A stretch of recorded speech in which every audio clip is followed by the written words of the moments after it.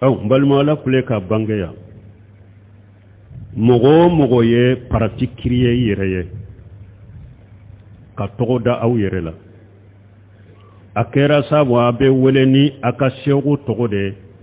akera sabu yere de ye damana togo ke aka parti la ka ciren ka sunna imbila minte ahli sunna wal jamaa ala manhaji salafu salih siram min toye mogo ye groupe kriye yere ka damana togo kura do yere la ube kisembe kata shegu do togo ma ka parti e shegu do de togo aye ciren ka sunna bila bebi inni yoro sorone ayala ni filana ni hakeminya kelen ye ciren ka sira bila ni hakeminya ibini yoro sorone ayala qiyamato ibi bolo fula kede ni tugura doni ke ba do ko doni ke ba jengelen do de ko aka kuma ute dere la sabatilen ka be subha e fana ba kote ube au be nyema do ko ute dere la sahalen ka qur'anani sunna hadi sunul jama'u ka siraka ube au be shegu do de ko ute ciden ka siraka ka damana to ko aw yere la be dambe ka tuma o chogo de ka nyana maya o chogo la ka sa o chogo la yomal qiyama do yere de ba fo antigi ala anyan kam ma baw nan kam mo baw an kan nyema an ka shegu an tugura ulude ko uyam fili kabo ala ka sirama ala la jaba dubule ka doma uku danga ya bi danga min kabo ala kan kisoma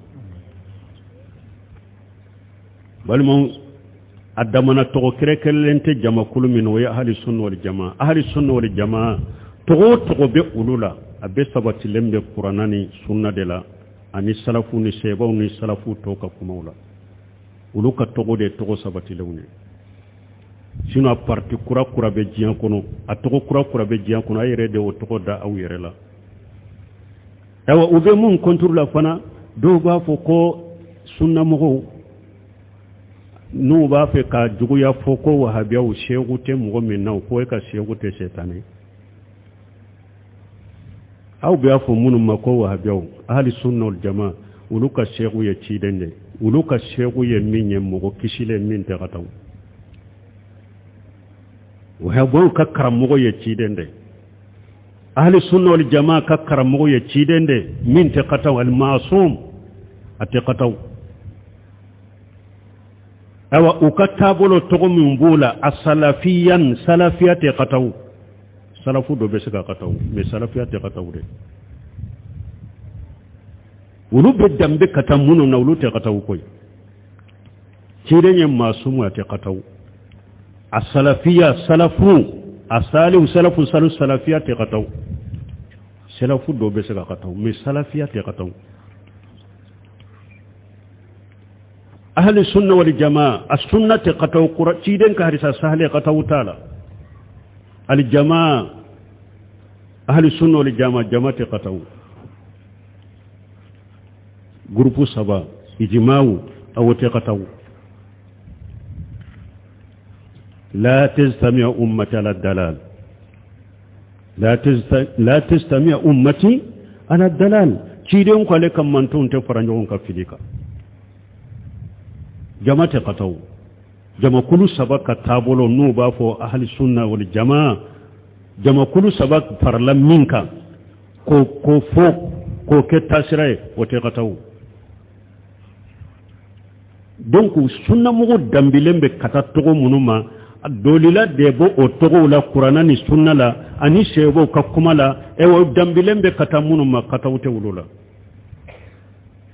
me ebi dambe kata shegu mi majunubo to abe kataw aw yetogo qur'an ni parti qur'an da aw yere la ka parti be kataw salafiyat kataw salafu do be se kataw salafiyat kataw salafu kakaramugo yeminya te kataw masum kide sallallahu alaihi wasallam wadiato suila al-imam maliki anni ahli sunna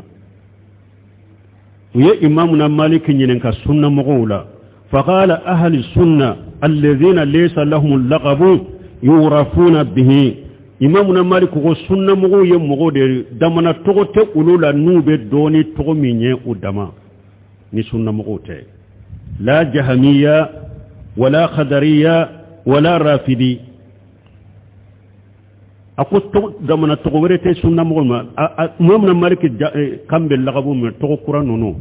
جهمية وبي قدرية وبي رافدة أقول سنة مغو تغوتي سنة مغولا جهنمية منو فلانية قدرية من قدرية رافدة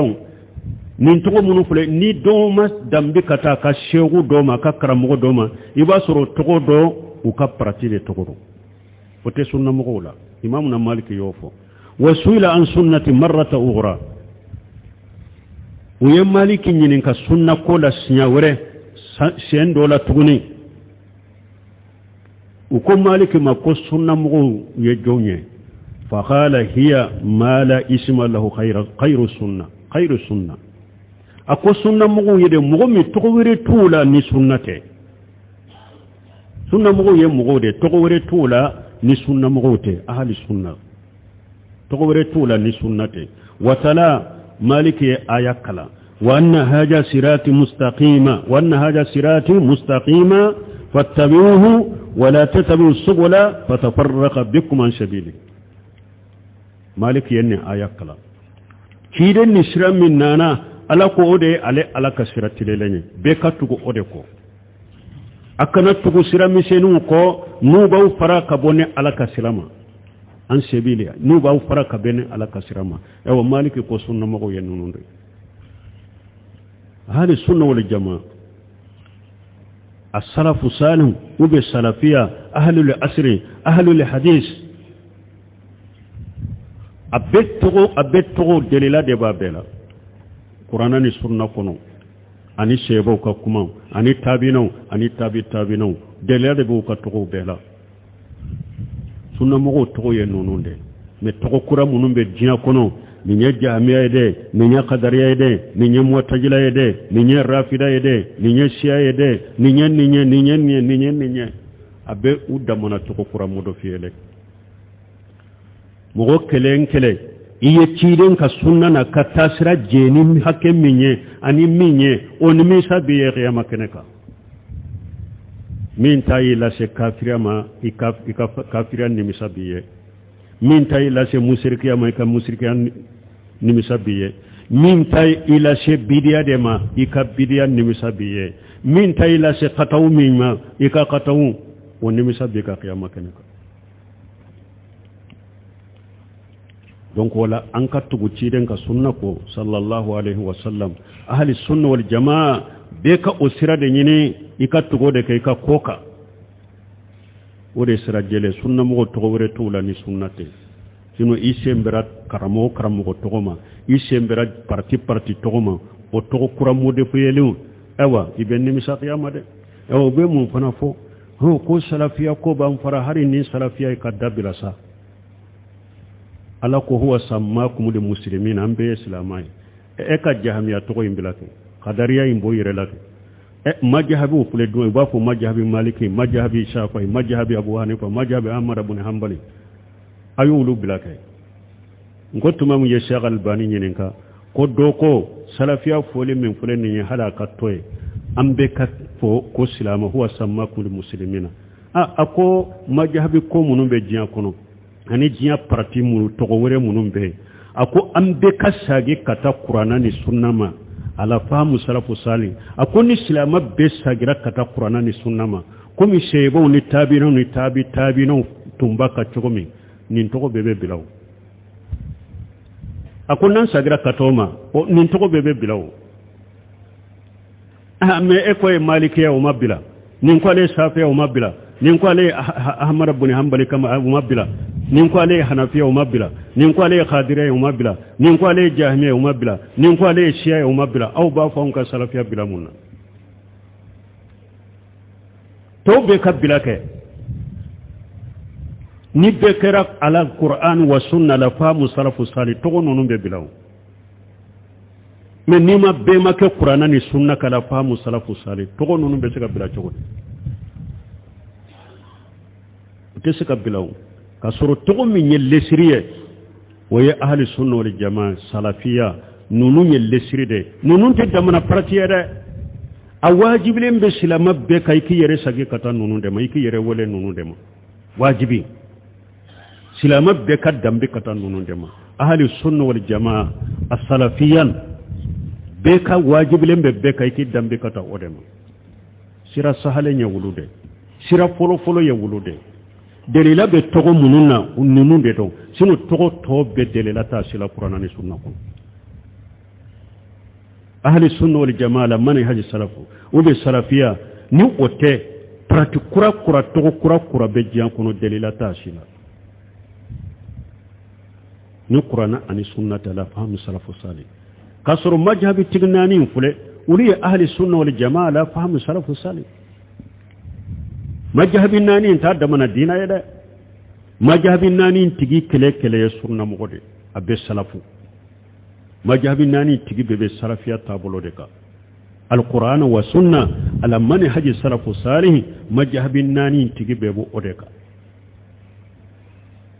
wala bawajiden beka ode takatu ode ko au de kanka prati wala no to wala bila abeka ke ahli sunna wal jamaa ala manhaj salafu salih au de kanka ka to kuraw bila naka prati kuraw akake salafiya alaka hakki mandama ni mo yetti den ka tasira bila ko ma baawde ko shehu de ko karamugo de ko nyema de amma kamma kuraw de mo ni yetti den ka sira bila ka tugu kan ni sira sugu de ko yomal tamado be ni misa ayere tugura min ko re yere debo danga kiyama kene kay be ko min ala ko aya wore kono wa man yusaqiqi rasula min bari ma tabayyana lahu al-huda wa yattabi ghayra sabilil mu'minina nuwallihi ma tawalla wa nuslihi jahannama wa sa'at masira ijma'u dalila fuleninde ala ko ni mugo yecci den soso kanda bangalen ko fe yecci den soso muminu be farla nyogon ka min ke tabolo ni tasiraye itugura otanako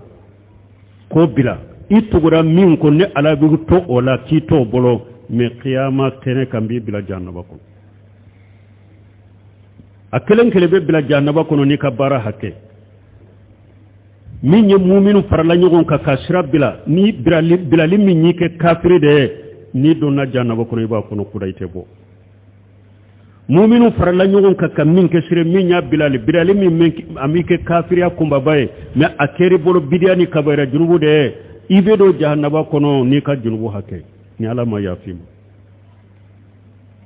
ni ka bidia kabara junubu hake janena ka boyla wati mina bon ina tar janna ala kan kisala kan tanga